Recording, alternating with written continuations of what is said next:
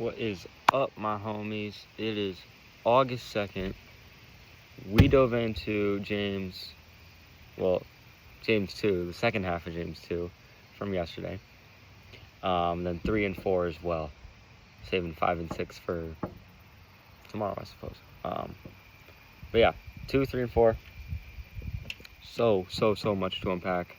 As I was saying yesterday, still rings true. Just that's how James is, you know. There's just so much to unpack. You know, the James we know in real life and James in the Bible, right? The book.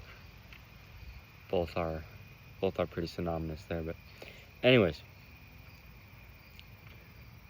James 2, verse 18. Absolutely love verse 18. Absolutely love it. I'm gonna read this. I'm gonna just quote it. But someone will say, and this is, head note is, faith without works is dead, right? Just as this body without spirit is dead, faith without works is also dead. Anyways, verse 18, that's the theme. But someone will say, you have faith and I have works. Show me your faith without your works, and I will show you my faith by my works. They are, again, synonymous. They correlate. They go together. You can't have works realistically without faith, and if you have faith without works, you're doing something wrong. Okay, right? They are synonymous. They are to go together.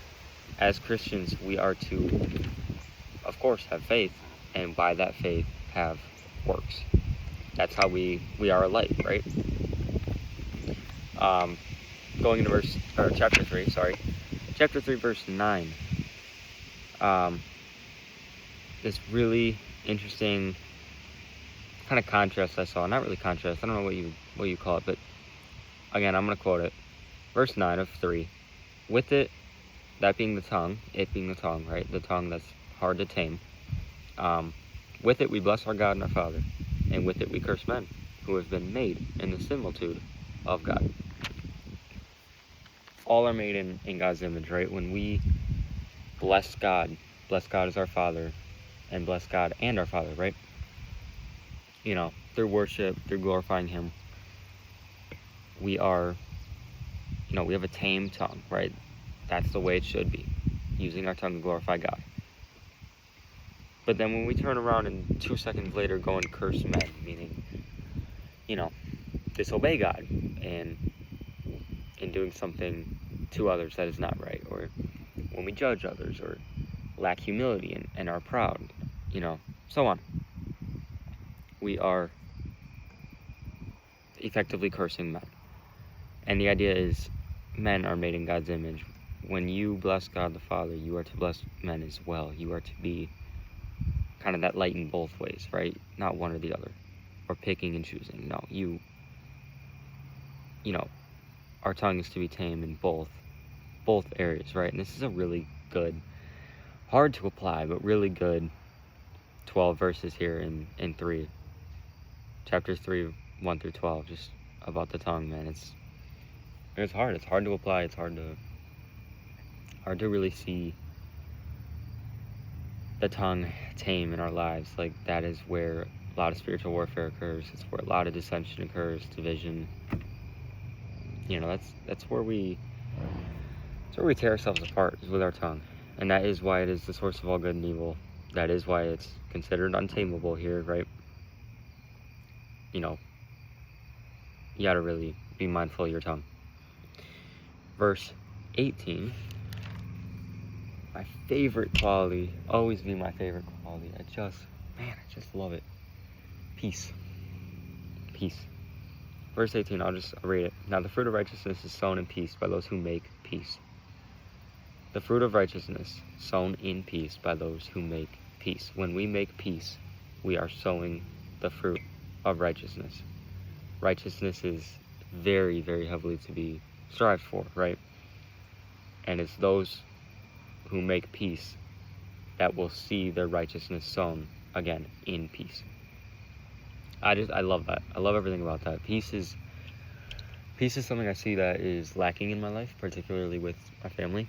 You know, the people I'm around all the time, the people that I am called to love, right? Supposed to love, and I absolutely do love. But man, they don't share that quality with me of peace, of loving peace and putting on peace all the time, particularly my brothers, right? I have 4 of them, so that's that. But man, peace is something I strive for. Peace is something I love. Peace hits hard. Peace hits hard. It's my absolute favorite quality. I love that is in chapter 3 there. I just love it. Moving on, chapter 4, verse 4. Found that one verse that immediately I related to Matthew 6:24 about money, right? Where you cannot serve 2 masters. You cannot serve God and money at the same time, for you will choose one over the other, and it doesn't work. You cannot be of the world and of God at the same time. It just doesn't work. See, that same thing here says, do you not know that friendship with the world is enmity with God? Whoever therefore wants to be a friend of the world makes himself an enemy of God. Sorry. Again, just quoting Matthew 6:24, you cannot serve 2 masters. You just cannot. Verses 7 through 10. Kind of what I took away was having submission in spiritual warfare. This is where we get more into humility. Chapter 4 is really just all about humility. 1 through 6 being the contrast between humility and pride, and then 7 through 10 being humility related to the world, and how, when we submit to God, we resist spiritual warfare, or the devil, and the world, right? So that's what I caught there in 7 through 10, submission and spiritual warfare. And then 11 and 12 is in judgment, and being humble with another and all others, in not judging, right? Ceasing judgment. For who are we to judge?